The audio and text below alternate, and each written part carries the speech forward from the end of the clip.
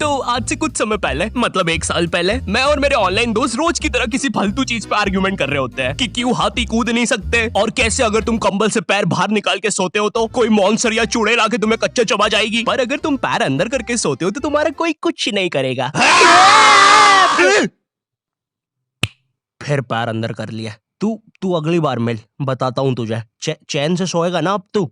ले तेरा light on कर दिया, अब ठंड में बिस्तर से उठना पड़ेगा। ले तेरा पंखा भी ऑन कर दिया अब तो ऐसी किसी बात पे आर्ग्यूमेंट चल रहा होता है, तो उसी बीच न जाने मेरे दिमाग में क्या आता है और मैं बोलता हूँ, तुम लोग अच्छे लोग हो, हमें मिलना चाहिए। ये सुन के भैया सन्नाटा मच गया। हाँ क्या बोला तूने? आयु तुझे पता है ना ऑनलाइन दोस्त कभी मिल नहीं सकते। इनफैक्ट ऑनलाइन दोस्त जैसी तो कोई चीज ही नहीं होती, हम सब तो रोबोट है। आयु तू हमारा दोस्त हो ही नहीं सकता, हम जा रहे हैं। फिर उन लोगों ने एक दूसरे के गले में हाथ डाला और न जाने क्यों गुस्से में डोरेमोन का थीम सॉन्ग गाने लग गए, वो भी तमिल में।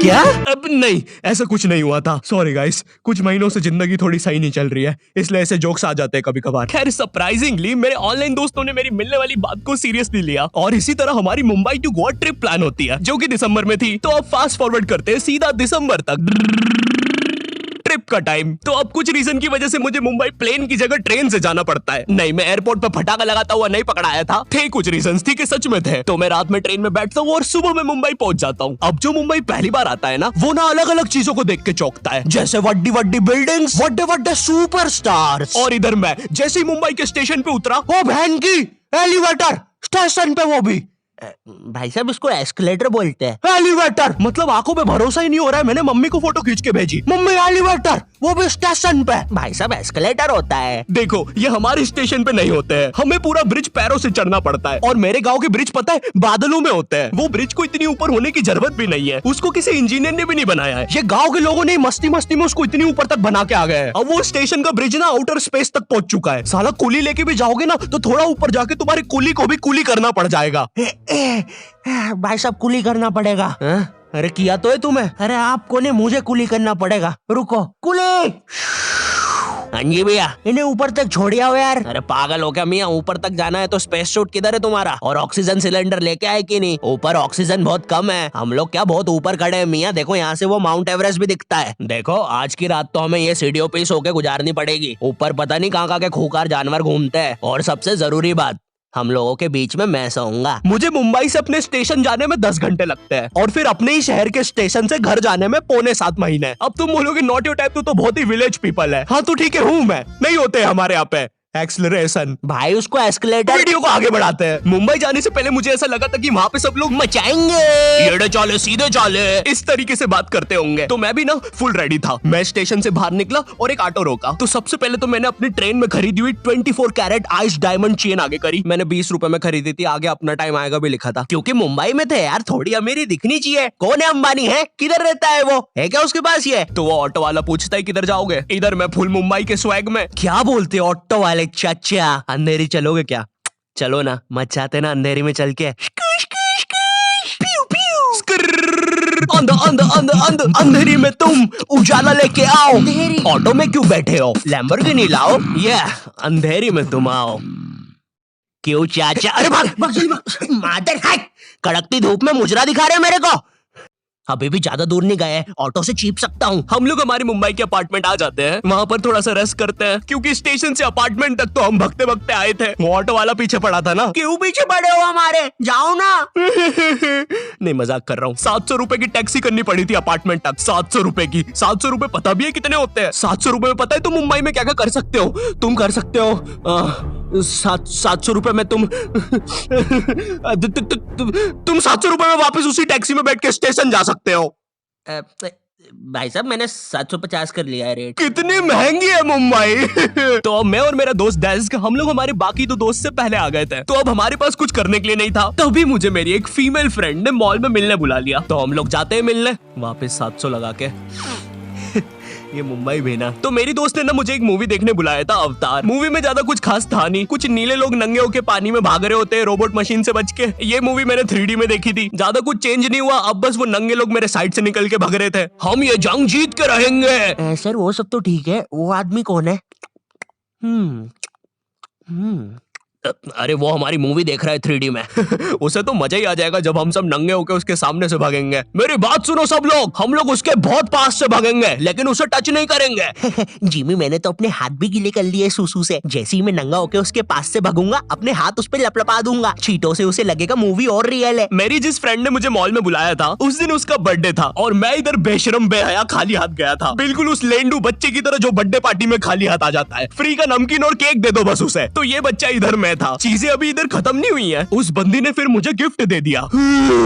चीजें अब सीरियस हो गई है। दुनिया का सबसे बड़ा क्राइम इधर, ठीक है इधर है, और फिर आता है किसी के बर्थडे पे उनसे ही गिफ्ट ले लेना इधर। पहले तो मुझे समझ में नहीं आया कि ये बंदी मुझे टॉन्ट मार रही है कि सच में गिफ्ट दे रही है। मुझे उस समय इतनी ज्यादा शर्म की अनुभूति और आभास हो रहा था, मेरा मन कर रहा था उठ के भाग जाऊं वहां से।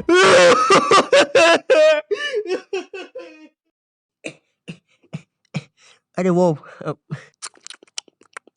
वो बाहर बहुत गर्मी है ना, इसलिए मैंने सोचा स्प्राइट पी लूं आके। और पेरी पेरी फ्राइज भी मेरे फेवरेट है।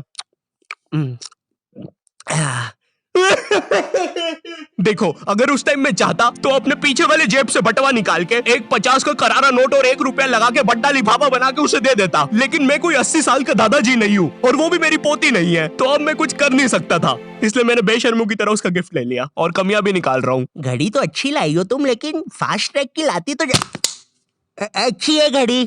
इस ट्रिप पर ना हमारे बहुत ज्यादा पैसे खर्च हो गए थे, इतने कि मैं अपने बेसमेंट वाले बच्चों को खाना तक नहीं खिला पा रहा हूँ। चुप रहो, मैंने कहा ना नहीं मिलेगा खाना।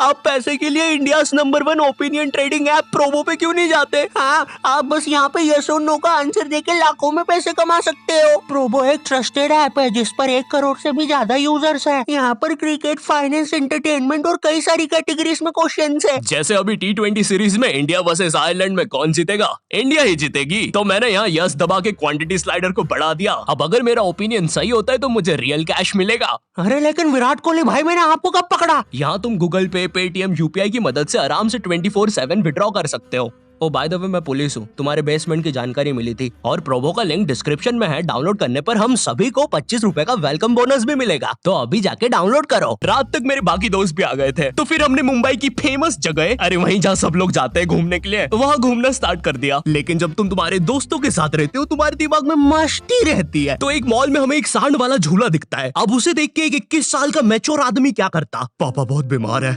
बहन की भी शादी करवानी है, मुझे लगता है सांडू मैं तुम पे घूमी घूमी करने के लिए थोड़ा बड़ा हो चुका हूँ। लेकिन मेरे 21 साल के दोस्त ने क्या किया? घूमी घूमी। अब यहाँ एक सांड को दूसरे सांड पे चढ़ता हुआ देख हमें भी मस्ती छूटी। हम भी भाग के वो झूले के पास, भैया और तेज चलाओ, भैया और तेज, भैया और चलाओ तेज।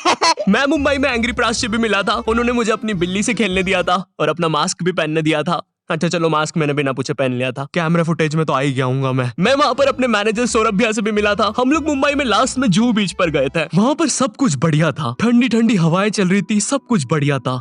लेकिन फिर आसमान में कहीं से उड़ने वाली बंदर प्रजाति छा गई। ये बंदर प्रजाति फुग्गे की बनी थी। मेरा नाम है बुबली बंदर, मैं इंसानियत पे कब्जा करने आया हूँ, तो चुपचाप अपने घुटने।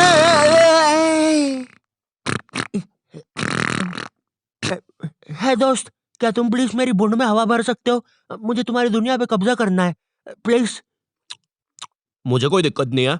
कमलेश, कमलेश। हाँ मैंने सुन लिया था पहली बार में। कमलेश मैं जानती हूँ हम दोनों ज्यादा क्लोज नहीं है, लेकिन इसका मतलब ये नहीं तुम एक बंदर के साथ संबंध बना लोगे। मैं जा रही हूँ। कमलेश जाने दो उसे, मैं तुम्हें उससे भी ज्यादा चीजें दे सकता हूँ। मुंबई के बाद हम लोग निकलते हैं गोवा के लिए। गोवा काफी चिल जगह थी। मैं वहाँ पर काला भी हो गया था दिन भर बीच पर धूप में भटकने के कारण। सच में वहाँ पर धूप तो बहुत ही ज्यादा थी, मतलब इतनी ज्यादा कि जमीन के अंदर से लोग बाहर आ रहे थे या अंदर जा रहे थे। कोई मुझे बताएगा ये क्या हो रहा है यहाँ पे? गोवा में तुम ऐसे बीच पे राइड्स वगैरह कर सकते हो, जैसे जेट स्की। इसमें ना तुम्हें आगे टंकी पे बिठा लेंगे बच्चे की तरह और पानी का एक चक्कर काट के वापस ले आएंगे। ये चलो ना। अरे हो गया भैया, अरे हम तो किनारे से ही वापस आ गए। इसके बाद आती है कुछ जानलेवा राइड्स, डेंजर राइड, जिसमें तुम्हें बोट से समुद्र के बीचों बीच ले जाएंगे और पतंगा बना के उड़ा देंगे। एक और चीज रहती है, जब तुम समुद्र के बीचों बीच पहुंचते हो ना, तो वो बोट वाला तुमसे पूछता है कि तुम्हें पानी में जाना है क्या। तो अब यहाँ पे जिसको तैरना नहीं आता है वो तो कुछ नहीं बोलेगा, लेकिन उस समय मेरे दिमाग में पता नहीं क्या चल रहा था कि मुझे पूरे गोवा के एक्सपीरियंस लेने हैं। मुझे तैरना नहीं आता है, मैं उतर गया समुद्र में। शुरुआत के 2.25 सेकंड तो कुछ भी नहीं हुआ, फिर पानी मुझे नीचे खींचने लगता है। ये तो कुछ भी नहीं, अब मैं बोट से भी दूर जा रहा हूँ धीरे धीरे। भैया भैया भैया भैया घंटा नहीं सुन रहा मेरी बात, मेरी इधर फटी पड़ी है, मैं कुछ भी चिल्ला रहा हूँ पानी में। भैया बीमारी है मुझे, ले लो ऊपर। भैया मैं माँ बनने वाला हूँ, ऊपर लो। उस समय कोई दूर से शार्क वार्क भी देख रहा होता ना तो उसे भी दया आ जाती। ओए बच्चे को क्यों परेशान कर रहे हो बे? चलो ऊपर लो इसको, खा लूंगा वरना इसे। चलो बेटा ऊपर चढ़ो तो। हाँ चलो चलो। जैसे तैसे वो बोट वाले ने मेरे को ऊपर लिया। अरे भैया क्या बच्चे ऐसे चिल्ला रहे थे? स्विमिंग सिखा रहे थे तुमको? अच्छा समुंदर में वो भी? तेरे को ड्राइविंग सिखाने का बोलता तो तू तो रॉकेट में बिठा देता मेरे को, पागल। सबने ना मेरा बहुत मजाक उड़ाया कि पानी में गया बच्चों जैसा रो रहा था, लेकिन वो कहते हैं ना सबका टाइम आता है। हम लोग ना उसके बाद एक बनाना राइड पे जाते हैं जिसपे तुम एक बनाना शेप चीज पे बिठाते हैं और उसे नाव से खींचते हैं और बीच समुद्र में ले जाके फेंक देते हैं। तुम्हें पहले नहीं बताएंगे कि तुम्हें फेंकने वाले हैं। उसने हम सबको लेके गया और फेंक दिया। अब सब मुझसे भी गंदे रो रहे हैं पानी में। भैया हम मर गए। पीछे लाइफ गार्ड आ रहा है। अरे भैया इतनी दूर जाओगे तो सच में मर जाओगे। मेरे पास क्लिप पड़ी इधर सबकी रोते हुए, मैं लगा दूंगा। मैं तो करना अरे कुछ नहीं होता, नहीं करना भाई, मरना क्या? चुप रहो। नहीं करना भाई। पर खैर कुछ भी बोलो, ये ट्रिप मेरे लिए one of the best trip थी अपने दोस्तों के साथ। आई होप तुम्हें ये वीडियो पसंद आई होगी, और अगर नहीं भी आती है तो बस इतना सा रुक जाओ, ठीक है? बस इतना सा। मैं एक बहुत ही प्यारी चीज पर काम कर रहा हूँ, ठीक है? बस वो आ ही गई, ये यहीं पे ये बस आ गई। और अगर तुम्हारे पास भी किसी चीज का ओपिनियन है तो अभी प्रोमो डाउनलोड करो, तुम्हें वेलकम बोनस में 25 रुपए में मिल जाएंगे। पर खैर इस वीडियो को लाइक करना मत भूलना, एम करते 8 लाख लाइक्स के लिए, ठीक है? मुझे पता है तुम कर सकते हो, ठीक है? अभी करो। एंड चैनल पे नए हो तो सब्सक्राइब कर देना। मैं मिलता हूँ तुमसे नेक्स्ट वीडियो में जो कि बहुत जल्दी आने वाली है। तब तक के लिए बाय।